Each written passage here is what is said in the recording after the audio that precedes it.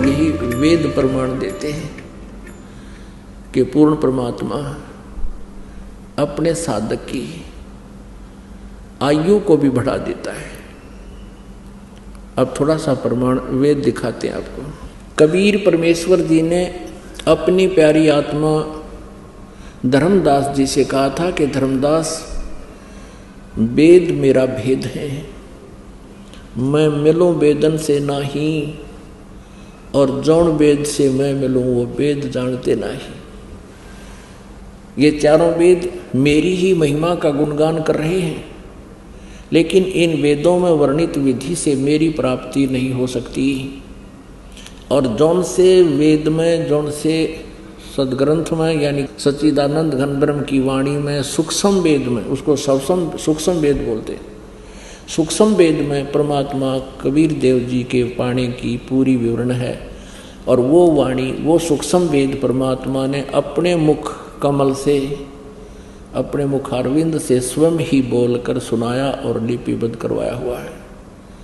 यही प्रमाण गीता जी अध्याय नंबर 4 के श्लोक नंबर 32 में है कि अभी तक अर्जुन तूने अध्याय 4 के 25 से लेकर 31 तक श्लोकों में जो भी जिस इस प्रकार की साधनाएं साधक करते हैं वो देखी सुनी, लेकिन उस सच्चिदानंद घन ब्रह्म की वाणी में ब्रह्मणे मुखे इन अज्ञानी अनुवादकर्ताओं ने यहाँ गलत कर रखा अनुवाद, या अनुवाद गलत कर रखा है। ब्रह्मणे मुखे का अर्थ लिख दिया इन्होंने वेद की वाणी नहीं, सच्चिदानंद घन ब्रह्म की वाणी। गीता जी अध्याय नंबर 17 के श्लोक नंबर 23 में ब्रह्मणे का अर्थ इन्होंने लिखा है सच्चिदानंद घन ब्रह्म, अर्थात परम अक्षर ब्रह्म। यहाँ चौथे अध्याय के 32वें श्लोक में ब्रह्मणे मुखे का अर्थ है सच्चिदानंद घन ब्रह्म की वाणी, यानी कबीर वाणी में सूक्ष्म वेद में बहुत विस्तार के साथ आध्यात्मिक यज्ञों की जानकारी है। यज्ञ माने धार्मिक अनुष्ठानों की जानकारी है,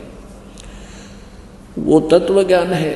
गीता जी अध्याय नंबर 4 के श्लोक नंबर 34 में कहा कि उस तत्व ज्ञान को जो सूक्ष्म वेद में है, तत्वदर्शी संतों के पास जाकर समझ, वो तत्वदर्शी संत उस परमात्म तत्व के बारे में जानकारी देंगे।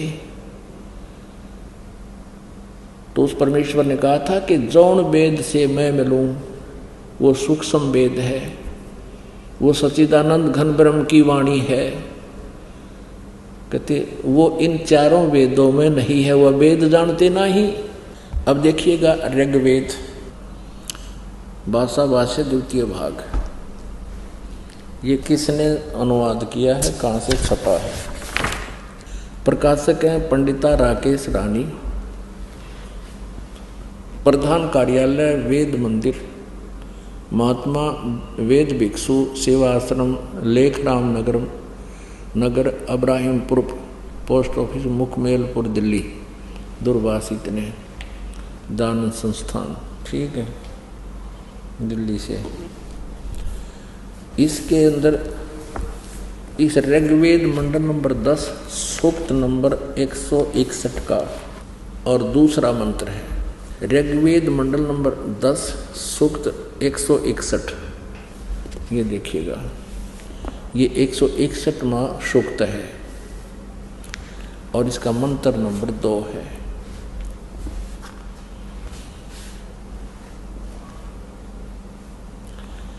यदि किसी रोगी की जीवन शक्ति समाप्त हो, यदि वह सीमा से भी परे हो गया है, यदि वह मृत्यु के सन्निकट चला गया है, तो भी उसे मैं भारी कष्टप्रद रोग के पंजे से मुक्त कराऊं तथा उसे 7 वर्ष के जीवन हेतु, 100 वर्ष के जीवन हेतु सत सरदाए, यानी 7 माने 100, शरद माने सर्दी ऋतु, नौकाग्रहण इसने 40 दिवाली खा रखी है। ऐसे ये यानी 7 वर्ष के जीवन हेतु बल संपन्न करूं। भावार्थ, यदि रोगी की जीवन शक्ति समाप्त हो, यानी जीवन खत्म हो गया हो रही है और उसका रोग सीमा को पार कर गया है, तब भी परमात्मा उसे इस कष्टप्रद रोग से मुक्त कर 7 वर्ष यानी 100 वर्ष का जीवन दे सकता है। ठीक है, एक और दिखाते हैं।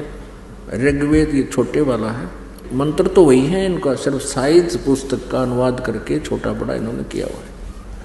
9-10 मंडल इकट्ठा ही किया है। ये कहाँ से प्रकाशित है? प्रकाशक हैं सार्वदेशिक आर्य प्रतिनिधि सभा, महर्षि दान भवन, रामलीला मैदान, नई दिल्ली। ये इनके फोन और फैक्स नंबर हैं। मुद्रक prince offset printers 1510 Pataudi house Daryaganj, New Delhi से।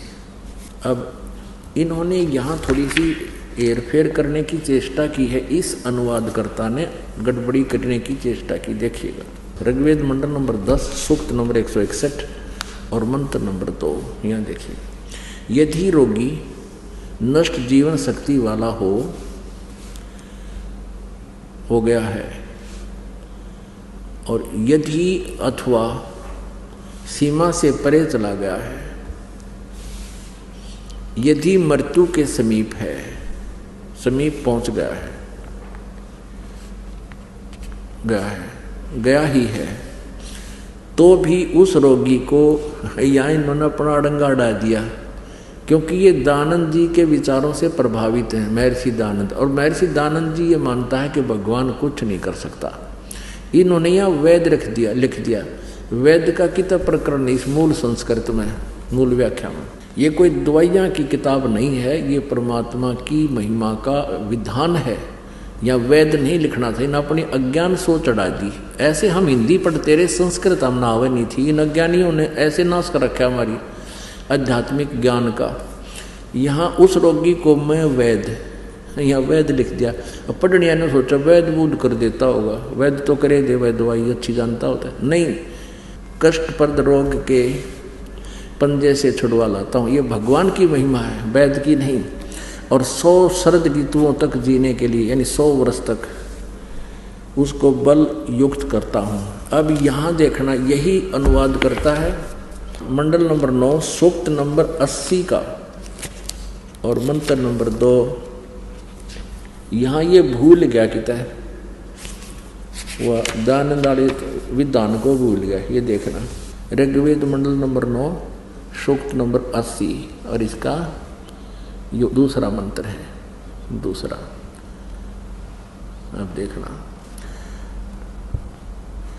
हे परमात्मन, आप उपासकों की या अपने भक्तों की, साधकों की आयु के बढ़ाने वाले हैं। यहाँ कोई ना याद रहा, इसका वेद लिखना भूल गए। अब कबीर परमेश्वर जी कहा करते थे, चोर चुराई तुंबड़ी, तुंबड़ी का तुम्बा, एक जैसे ये पेठा देखा होगा आपने, तकरीबन पेठा तो सभी देखते हैं। इसी टाइप का एक मतीरा होता, तुम्बा, अच्छी बड़ी घिया देखी हो आपने, इतनी बड़ी हो जाए, उससे भी बड़े साइज का इतना बड़ा हो जाता तुम्बा।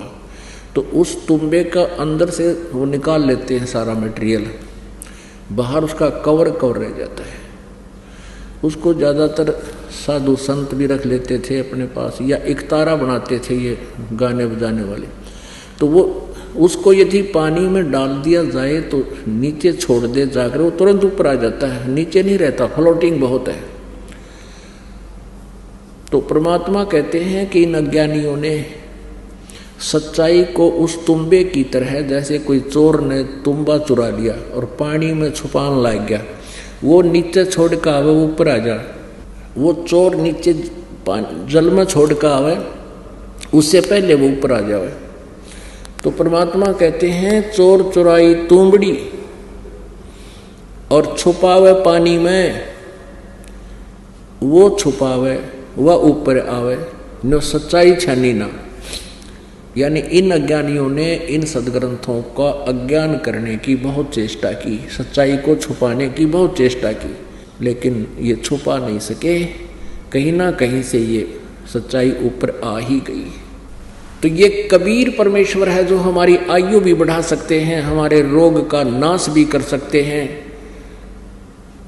और ये हमारे अशुभ संस्कारों को भी नाश कर सकते।